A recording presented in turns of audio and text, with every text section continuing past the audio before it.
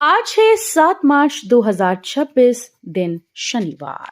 नमस्कार, दिल्ली न्यूज में आपका बहुत बहुत स्वागत है। चलिए देखते हैं आज की 25 फटाफट काम की और महत्वपूर्ण बड़ी खबरों को। पर इससे पहले वीडियो को लाइक करना बिल्कुल न भूलें। दिल्ली में मार्च में ही बड़ी गर्मी, बिजली मांग बढ़ी, ऑक्सफोर्ड स्टडी ने चेताया। दिल्ली में मार्च की शुरुआत के साथ ही गर्मी ने रफ्तार पकड़ ली। तापमान करीब 34 डिग्री सेल्सियस तक पहुंच गया, जिससे बिजली की मांग में तेज उछाल देखने को मिल रहा है। पिछले साल अधिकतम बिजली मांग 8,656 मेगावाट दर्ज हुई थी, जबकि इस साल ये 9,000 मेगावाट से ज्यादा होने का अनुमान है।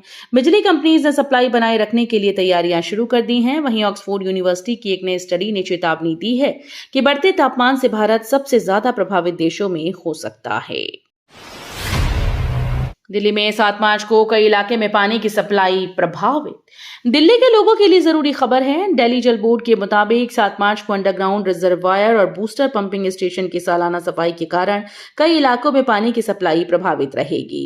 Chitranjan Park, Lajpat Nagar, Malviya Nagar, East of Kailash, Yamuna Vihar और रोहिणी समेत कई क्षेत्रों में पानी का प्रेशर कम हो सकता है। यह सप्लाई अस्थायी रूप से बंद रह सकती है। ऐसे में लोगों को सलाह दी गई कि वे पहले से पानी का स्टोरेज कर लें। होली के बाद ट्रेन में भारी भीड़, दिल्ली रूट की स्पेशल ट्रेन भी फुल। होली के बाद कामकाज के लिए महानगरों की ओर लौट रहे यात्रियों को भारी परेशानी का सामना करना पड़ रहा है। प्रयागराज से दिल्ली और मुंबई जाने वाली ट्रेन में जबरदस्त भीड़ है और कंफर्म टिकट मिलना मुश्किल हो गया। वंदे भारत एक्सप्रेस, शिवगंगा एक्सप्रेस, पुरुषोत्तम एक्सप्रेस और प्रयागराज एक्सप्रेस जैसी ट्रेन में 100 से ज्यादा वेटिंग चल रही है। हालत यह है कि दिल्ली रूट की कई स्पेशल ट्रेन भी फुल हो चुकी हैं, जिससे यात्रियों की परेशानी और बढ़ गई है।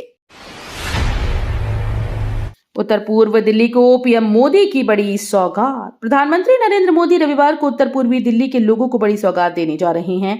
मौजपुर से मजलिस पार्क तक मेट्रो कॉरिडोर शुरू होने से मौजपुर, यमुना विहार, भजनपुरा और करावल नगर समेत कई इलाकों के लाखों लोगों का सफर आसान होगा। इसके साथ ही भजनपुरा में बन रहा दिल्ली का पहला डबल डेकर फ्लाईओवर भी जल्द शुरू होने की उम्मीद है।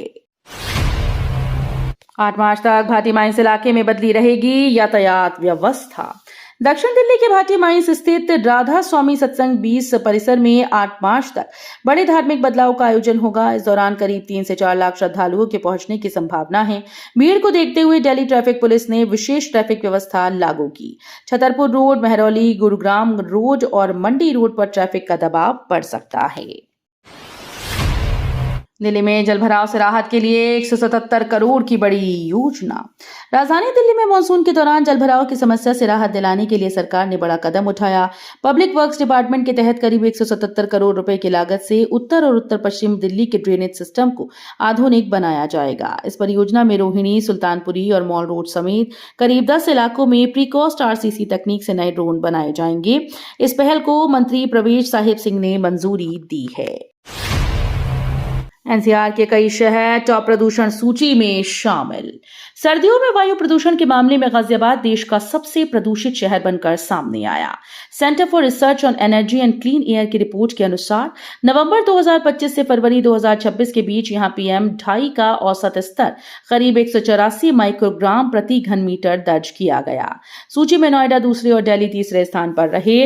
विशेषज्ञों के मुताबिक सर्दियों में हवा की गति कम होने, वाहनों के धुएं और औद्योगिक उत्सर्जन के कारण प्रदूषण तेजी से बढ़ जाता है, जिससे लोगों की सेहत पर भी गंभीर असर पड़ रहा है। फांसी घर विवाद पर पैनल के सामने पेश हुए अरविंद केजरीवाल, बीजेपी पर साधा निशाना। दिल्ली विधानसभा के फांसी घर विवाद को लेकर आम आदमी पार्टी के संयोजक अरविंद केजरीवाल विशेषाधिकार समिति के सामने पेश हुए। मीडिया से बातचीत में केजरीवाल ने कहा कि विधानसभा की ऐतिहासिक इमारत में ब्रिटिश दौर का फांसी का तख्ता था, जहां स्वतंत्रता सेनानियों को फांसी दी जाती थी। उन्होंने बताया कि 2022 में तत्कालीन अध्यक्ष रामनिवास गोयल की पहल पर इसकी जानकारी सामने आई और इसे जनता के लिए खोला गया। वहीं बीजेपी का दावा है कि ये सिर्फ टिफिन रूम था। केजरीवाल ने सरकार पर दिल्ली के हालात खराब करने का भी आरोप लगाया। कश्मीरी गेट पर बनेगा नया फुट ओवर ब्रिज, जाम और हादसों से मिलेगी राहत। दिल्ली के कश्मीरी गेट इलाके में जल्द ही नया फुट ओवर ब्रिज बनने जा रहा है। रेखा गुप्ता ने लद्दाख बुद्ध विहार यानी मोनेस्ट्री मार्केट के पास इस एफओबी का शिलान्यास किया। करीब 2.17 करोड़ रुपए की लागत से बनने वाला ये पुल आउटर रिंग रोड पर पैदल यात्रियों को सुरक्षित तरीके से सड़क पार करने में मदद करेगा। दिल्ली में सड़कों के गड्ढों पर सख्ती, अब ऐप से होगी निगरानी। दिल्ली एनसीआर में गड्ढों की वजह से हो रहे हादसों के बाद सरकार ने बड़ा कदम उठाया। अब सड़क खुदाई और गड्ढों की जानकारी एक ही प्लेटफॉर्म पर दर्ज की जाएगी। इसके लिए सभी सरकारी और निजी एजेंसीज को call before you dig app का इस्तेमाल करने का निर्देश दिया गया। इस ऐप पर रोड कटिंग और इंफ्रास्ट्रक्चर प्रोजेक्ट से जुड़ी जानकारी अपलोड करनी होगी। इससे अलग अलग एजेंसीज को समय पर सूचना मिलेगी। दिल्ली को स्लम फ्री बनाने की तैयारी, नई पुनर्वास पॉलिसी पर काम। दिल्ली को झुग्गी बस्तियों से मुक्त बनाने के लिए सरकार नई पुनर्वास नीति पर काम कर रही है। Delhi urban shelter improvement board अलग अलग शहरों के मॉडल की स्टडी कर रहा है, जिसमें सूरत, अहमदाबाद और मुंबई के धारावी पुनर्विकास मॉडल शामिल हैं। राजधानी में फिलहाल करीब 675 झुग्गी बस्तियां हैं। प्रस्ताव है कि private agencies high rise EWS flat बनाएंगी और जरूरत पड़ने पर ट्रांजिट कैंप या किराया सहायता भी देंगी। दिल्ली में विकास कार्यों की समीक्षा, 3,786 करोड़ की परियोजनाओं पर सीएम सख्त। दिल्ली की मुख्यमंत्री रेखा गुप्ता ने राजधानी में चल रही करीब 3,786 करोड़ रुपए की विकास परियोजनाओं की समीक्षा करते हुए अधिकारियों को सख्त निर्देश दिए। दिल्ली सचिवालय में हुई बैठक में उन्होंने कहा कि विकास कार्यों में किसी भी तरह की देरी अब बर्दाश्त नहीं होगी। दिल्ली ग्राम विकास बोर्ड और यमुना पार क्षेत्र विकास बोर्ड के तहत सैकड़ों परियोजनाओं पर काम जारी है। मुख्यमंत्री ने निर्देश दिया कि मार्च के अंत तक सभी टेंडर प्रक्रियाएं पूरी कर ली जाएं। डीयू ने रचा इतिहास, डिजी लॉकर पर जारी हुई 1 लाख से ज्यादा डिजिटल डिग्रीज। दिल्ली विश्वविद्यालय ने डिजिटल शिक्षा व्यवस्था में बड़ा कीर्तिमान स्थापित किया। यूनिवर्सिटी ने डिजी लॉकर प्लेटफॉर्म पर 1 लाख से अधिक डिजिटल डिग्री रिकॉर्ड जारी किए। मई-जून 2025 की परीक्षाओं के लिए कुल 1,02,768 डिग्रीज तैयार की गईं, जिनमें रेगुलर, NCEEB, SOL और LLB पाठ्यक्रम शामिल हैं। आनंद विहार ISBT पर जल्द मिलेंगी एयरपोर्ट जैसी सुविधाएं, बनेंगे AC लाउंज। दिल्ली के आनंद विहार ISBT से सफर करने वाले यात्रियों को जल्द ही बड़ी सुविधा मिलने वाली है। बस अड्डे को आधुनिक बनाने के लिए यहां एयरपोर्ट जैसी सुविधाएं शुरू की जाएंगी। यात्रियों के लिए AC लाउंज तैयार होगा, जहां आराम से बैठने के साथ साथ खाने पीने की व्यवस्था भी मिलेगी। देर रात पहुंचने वाले यात्रियों के लिए आरामदायक रेस्ट रूम बनाए जाएंगे, जबकि महिलाओं की सुविधा के लिए पिंक टॉयलेट का भी प्रस्ताव है। इस पूरे प्रोजेक्ट को Delhi airport transport infrastructure development corporation पूरा करेगा। रायसीना डायलॉग 2026 में भारत की वैश्विक भूमिका पर जोर। विदेश राज्य मंत्री कीर्तिवर्धन सिंह ने कहा कि इंडिया अब केवल वैश्विक व्यवस्था के अनुसार खुद को ढालने वाला देश नहीं रहा, बल्कि उसे अधिक संतुलित बनाने में सक्रिय भूमिका निभा रहा है। रायसीना डायलॉग 2026 में बोलते हुए उन्होंने कहा कि भारत आत्मविश्वास, समावेशन और प्रगति के साथ विकसित भारत 2047 की दिशा में आगे बढ़ रहा है। उन्होंने ये भी स्पष्ट किया कि नरेंद्र मोदी के नेतृत्व में भारत के सभी फैसले किसी गुट के दबाव से नहीं, बल्कि राष्ट्रीय हितों के आधार पर लिए जाते हैं। जेवर एयरपोर्ट को बड़ी मंजूरी, BCAS से मिली सिक्योरिटी क्लियरेंस। ग्रेटर नोएडा के जेवर में बन रहा नोएडा इंटरनेशनल एयरपोर्ट अब अपनी शुरुआत के बेहद करीब पहुंच गया। एयरपोर्ट को bureau of civil aviation security यानी BCAS से सिक्योरिटी क्लियरेंस मिल गई है। अब अंतिम निरीक्षण directorate general of civil aviation यानी DGCA करेगा, जिसके बाद एरोड्रम लाइसेंस जारी किया जा सकता है। करीब 3700 मीटर लंबे रनवे वाले इस एयरपोर्ट से जल्द ही उड़ानें शुरू होने की उम्मीद है। लाल किला ब्लास्ट केस में बड़ा अपडेट, 2 आरोपियों की NIA हिरासत 5 दिन बढ़ी। दिल्ली के पटियाला हाउस कोर्ट ने लाल किला ब्लास्ट मामले में गिरफ्तार 2 आरोपियों की NIA हिरासत 5 दिन के लिए बढ़ा दी है। कोर्ट ने तुफैल अहमद भट्ट और जमीर अहमद अहंगर को आगे की पूछताछ के लिए राष्ट्रीय जांच एजेंसी यानी NIA की कस्टडी में भेजने का आदेश दिया। जांच एजेंसी के मुताबिक दोनों का संबंध आतंकी संगठन अंसार गजवत उल हिंद से है। 10 नवंबर को लाल किले के पास कार बम विस्फोट में 15 लोगों की मौत और कई लोग घायल हुए थे। होली पर ट्रैफिक नियम तोड़ने वालों पर सख्ती, 11,000 से ज्यादा चालान।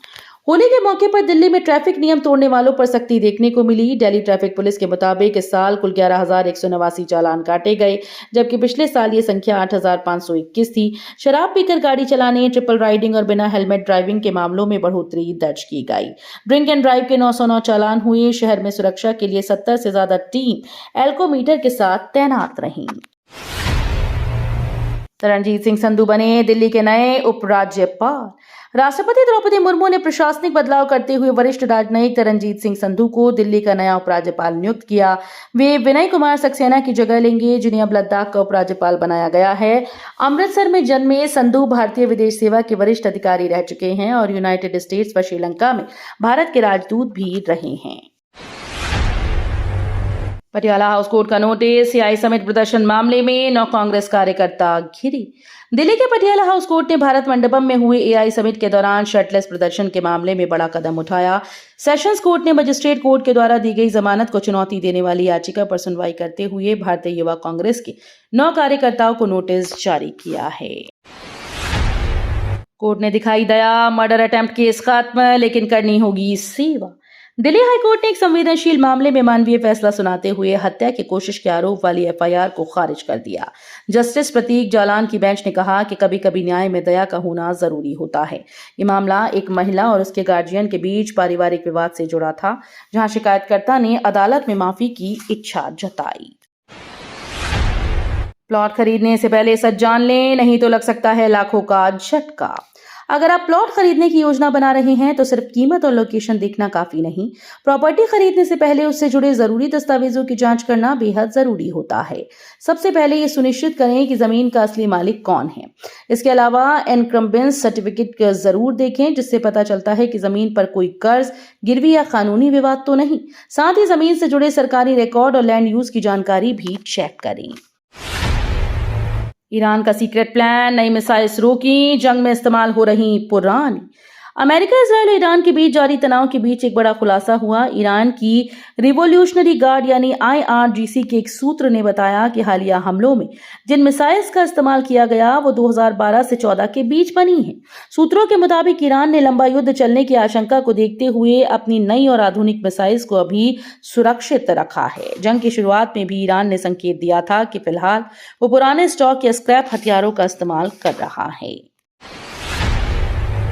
महामुकाबले से पहले बड़ी खबर, अहमदाबाद पहुंची टीम इंडिया, अंपायर्स की लिस्ट जारी। T20 वर्ल्ड कप का महामुकाबला बेहद करीब है। भारत और न्यूजीलैंड के बीच 8 मार्च को अहमदाबाद के नरेंद्र मोदी स्टेडियम में फाइनल खेला जाएगा। इस बड़े मुकाबले के लिए टीम इंडिया अहमदाबाद पहुंच चुकी है और एयरपोर्ट से सीधे होटल रवाना हो गई है। भारतीय टीम 7 मार्च को स्टेडियम में अभ्यास करेगी, जबकि सूर्य कुमार यादव फाइनल से एक दिन पहले प्रेस कॉन्फ्रेंस करेंगे। खामेनेई के अकाउंट से मिसाइल पोस्ट, लेबनान में 217 मौत। ईरान के सर्वोच्च नेता अयातुल्ला अली खामेनेई की मौत के बाद उनके आधिकारिक एक्स अकाउंट से पहली पोस्ट सामने आई। इस पोस्ट में मिसाइल से जुड़ा वीडियो शेयर कर जॉयनिस्ट शासन को चेतावनी दी गई। पोस्ट में लिखा गया कि इसके परिणाम उन्हें निराश कर देंगे इंशाअल्लाह। बता दें कि 28 फरवरी को अमेरिका और इजराइल के संयुक्त हमलों में 86 वर्षीय खामेनेई की मौत हुई थी। वहीं लेबनान में इजरायली हमलों में अब तक 217 लोगों की मौत और 798 से ज्यादा लोग घायल बताए जा रहे हैं। तो ये थी आज की बड़ी खबरें। रोजाना ऐसे ही सबसे पहले अपडेट पाने के लिए चैनल को सब्सक्राइब करना बिल्कुल न भूलें। धन्यवाद।